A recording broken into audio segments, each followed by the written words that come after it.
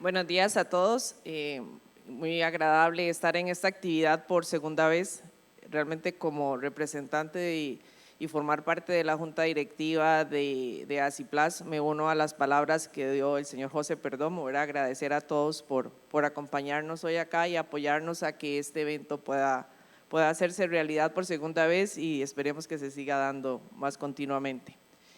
Me invitaron hoy acá, ¿verdad? Y me solicitaron para hablar un poquito sobre el Tratado Internacional Jurídicamente Vinculante sobre la contaminación plástica, incluido el medio marino. Esto es un tema que se viene hablando desde el 2022 para acá. Hay una palabra importante en el título, que es la palabra vinculante. Quisiera resaltarlo desde el punto de vista que al ser vinculante es obligatorio. No es que es voluntario, ¿verdad? Sino que los países miembros que lo aprueben y que se ratifique en el país se vuelve de cumplimiento obligatorio. Entonces es importante tener ese punto porque hemos hablado de muchas normas, conocemos muchas normas y muchos tratados, pero que son voluntarios, ¿verdad? Aquí tenemos una diferencia con la parte de obligatorio.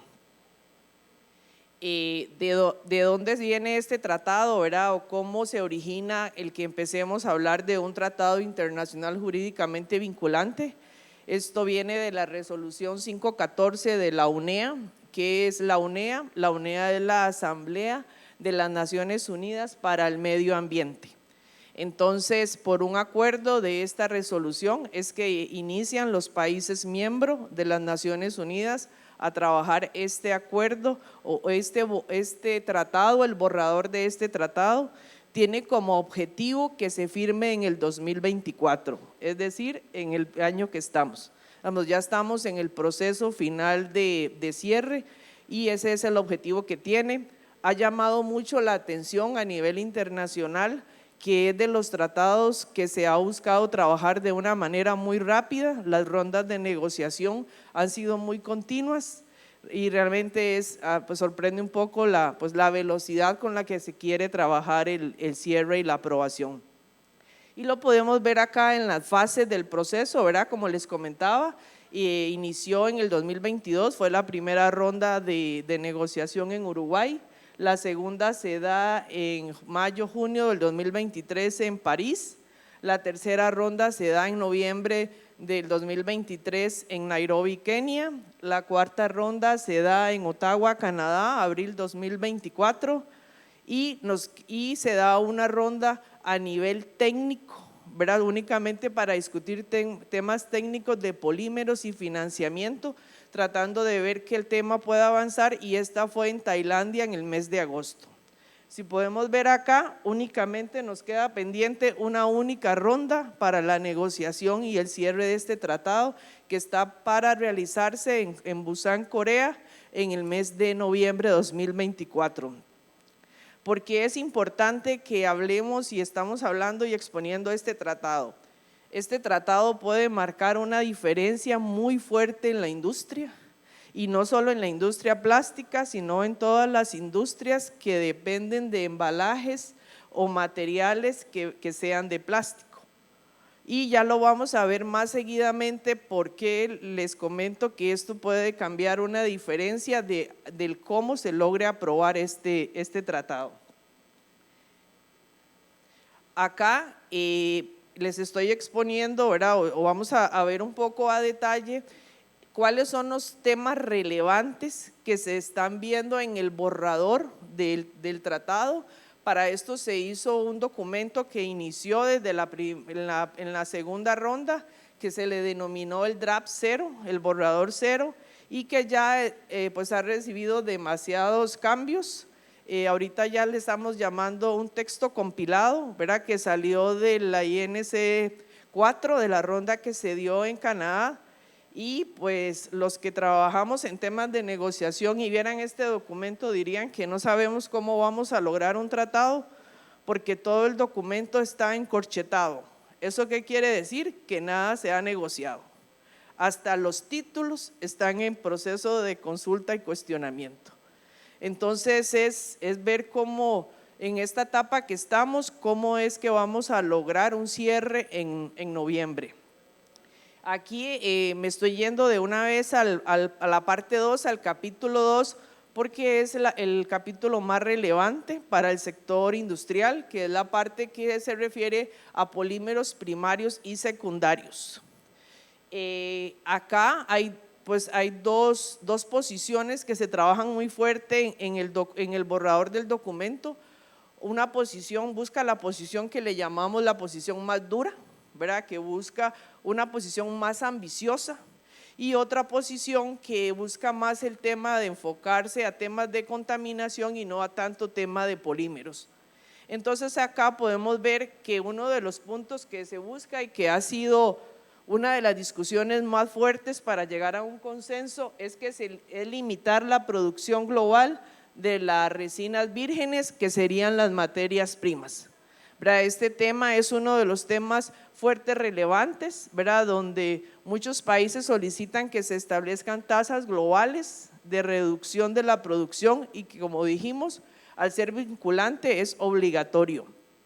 Y entonces viene cuál es el impacto que llevaría esa decisión a los países como nuestra región, que somos importadores de materiales. Entonces nosotros dependemos de materiales que fabrican los países que tienen industria petroquímica. Entonces, ¿cuál sería el impacto que tendría eso en nuestras importaciones de materia prima y en la producción nacional, relacionado a que esto afectaría o no el suministro de nuestras materias primas? El siguiente punto que se está hablando fuertemente es el definir listas, ¿verdad?, que eliminen o restrinjan el uso de materiales y sustancias tóxicas, que le llaman ellos, ¿verdad? Entonces también se ha hablado hasta de listados que proponen que empiecen a regir en el 2030, de materiales que ya no podamos utilizar y no se puedan incluir en los procesos. Entonces esto también es un tema fuerte de discusión que no ha logrado llegar a consenso, porque muchos países lo que dicen es: hablemos de criterios para definir, utilicemos los tratados que hoy ya existen de Rotterdam, Basilea, pero Estocolmo, pero no hablemos de definir nuevos listados sin tener una base técnica científica que respalde esas decisiones. Porque la fuerte discusión es cuál es la base técnico-científica para decir que vamos a restringir o eliminar el uso de materiales. Otro tema importante es definir el uso de resina reciclada en la fabricación de productos, que se vuelva una obligación, que para poder fabricar productos tenga que tener un porcentaje de contenido material reciclado. Y aquí viene una limitante técnica para los países o las economías en desarrollo, y es el acceso a los materiales reciclados grado alimentario o grado médico. Entonces, ¿cómo hacemos con un requerimiento internacional obligatorio si no tenemos acceso a los materiales? Entonces, otro tema, fuerte de discusión en la mesa. Adicional a eso, estamos hablando del diseño, toda la parte de ecodiseño, y ahí se está tratando de incluir el tema del etiquetado ambiental. Es otro tema fuerte en discusión.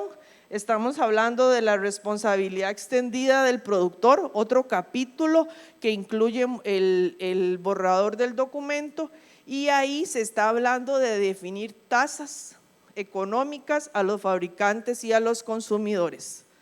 Entonces también viene un tema, de incremento de costos de los productos y de los materiales que hay que tomar en cuenta en cómo se logre o no aprobar este tratado. En el caso del sector industrial en Costa Rica, nosotros hemos tratado de dar más que nos vayamos a una responsabilidad compartida pero diferenciada, y es que tome en cuenta las realidades nacionales de los países, y que no lo podamos hacer globalizado.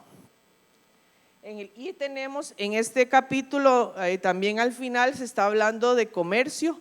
Aquí también hay muchas posiciones que buscan obstaculizar o limitar el que no pueda haber comercio de los materiales reciclados entre los países. Entonces ahí se está hablando mucho el tema de no limitar, de que aquí no puede haber una limitación al comercio, tiene que haber libertad en el comercio, no podemos tener límites transfronterizos. Entonces, otro tema, ¿verdad? Entonces, a lo poco o mucho que he logrado comentarles, ¿verdad? En esta parte que es el capítulo más relevante, no hemos logrado avanzar en muchos consensos, ¿verdad? Hay posiciones muy fuertes de los bloques y lo vamos a ver más adelante. Les quise poner esta información acá que nos permita conocer cuál es la realidad de nuestra región o qué tanto nosotros nos podemos o no ver impactados en que exista o no una limitación o una reducción en la producción de las materias primas. ¿Qué tanta prioridad tenemos nosotros para que nos llegue el suministro de los materiales? De la distribución de la producción global, Latinoamérica representa el 4%.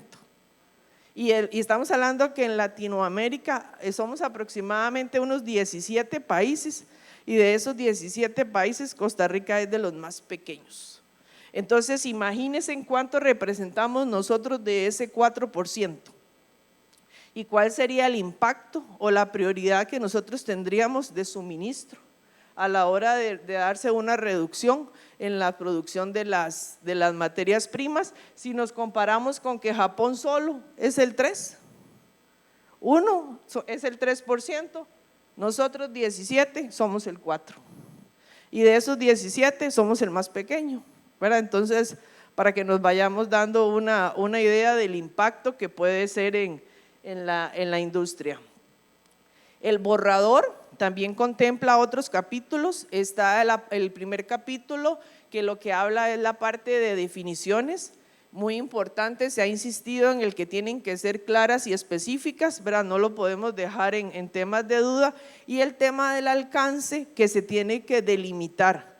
Algunos países han insistido que más bien no incluye alcance, y otros lo vemos como que es un riesgo porque todo tratado, todo documento tiene que definir claramente qué es lo que le aplica. Adicional hay otro capítulo, ¿verdad? Que es el capítulo 3, que incluye el tema de financiamiento. Ahí pues también incluye el tema de que se va a utilizar un fondo nuevo o un fondo existente para el tema de financiamiento. ¿Cómo se va a lograr ese financiamiento? Si va a ser por aporte de los países desarrollados, de otros organismos, si todos los países van a tener que aportar, cómo se va a dar la cooperación técnica, cómo se va a dar la transferencia tecnológica de los países desarrollados a los países o las economías en desarrollo. Se ha hablado que para financiar, establecer una tasa económica a cada tonelada de materia prima virgen fabricada. Entonces, todo esto está incluido dentro de este borrador que debería de revisarse y de ver si se logra un acuerdo para el cierre en noviembre. Está en la parte 4, que incluye los planes nacionales. Se ha insistido mucho acá de que en este tratado, para poder aprobarse, no puede considerarse todos los temas globales, sino tienen que ser consideradas las realidades y las capacidades nacionales de los países. Y por eso se habla de que tiene que haber un capítulo que incluya toda esta parte de los planes nacionales, la implementación, el cumplimiento y la cooperación. Y la parte final del borrador del documento hablamos de los anexos, que ha sido muy cuestionado cómo estamos tratando de negociar un tratado que no tiene los anexos.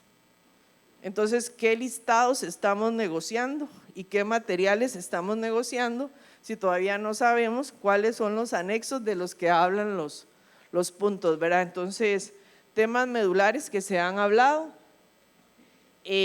Como les comentaba, esto es un acuerdo que fue de una resolución de la Asamblea de Ambiente de las Naciones Unidas, por lo cual es un tratado que se tiene que negociar entre todos los miembros que forman parte de las Naciones Unidas.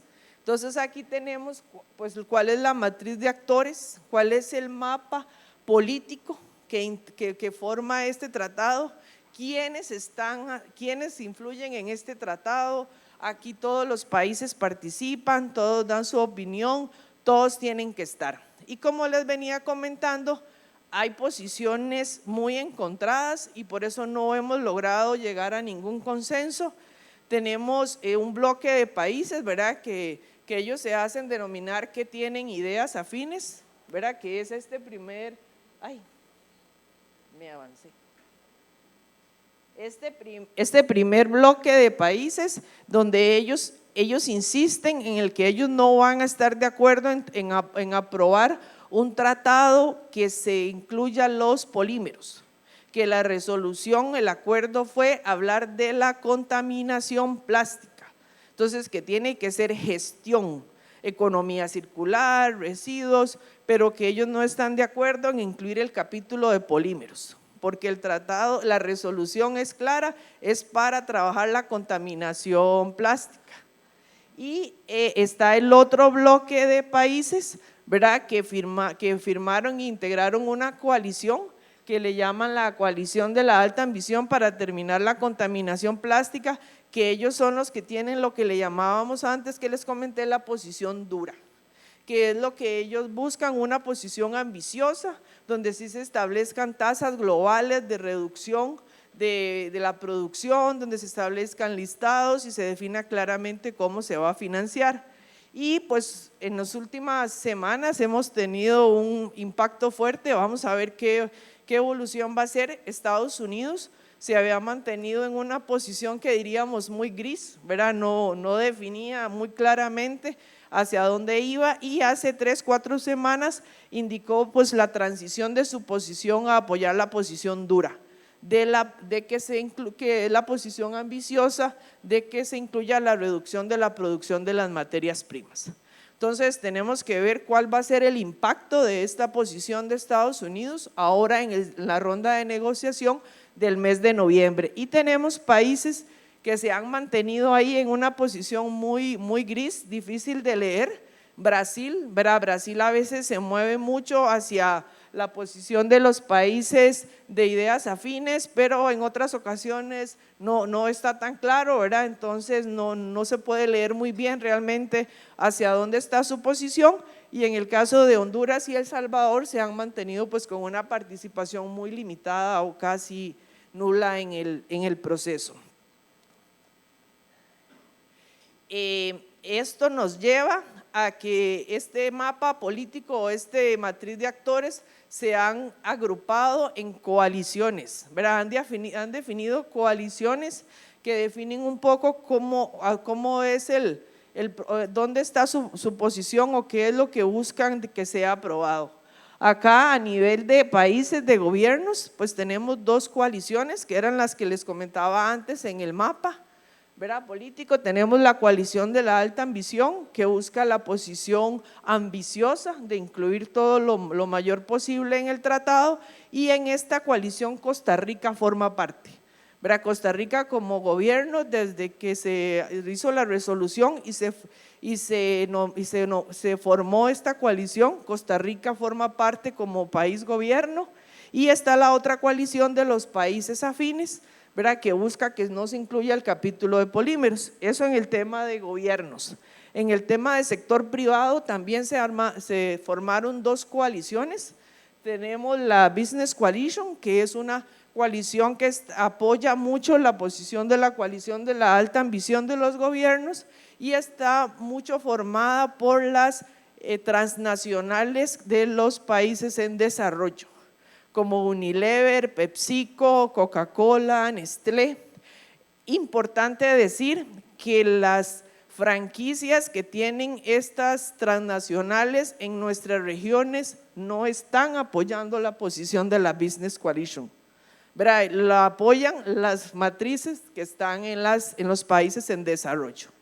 Y está la coalición que se ha formado en Latinoamérica, donde se han unido todos los industriales del sector plástico para buscar ver cómo los países en desarrollo no nos vemos afectados en el tema de polímeros y podamos avanzar en un tema de que estamos súper comprometidos como sector en el tema de que tenemos que trabajar la contaminación, pero buscar que haya un balance o un equilibrio que no afecte el crecimiento de las economías en desarrollo, porque a nivel demográfico, poblacional, estamos en una situación muy diferente a los países en desarrollo.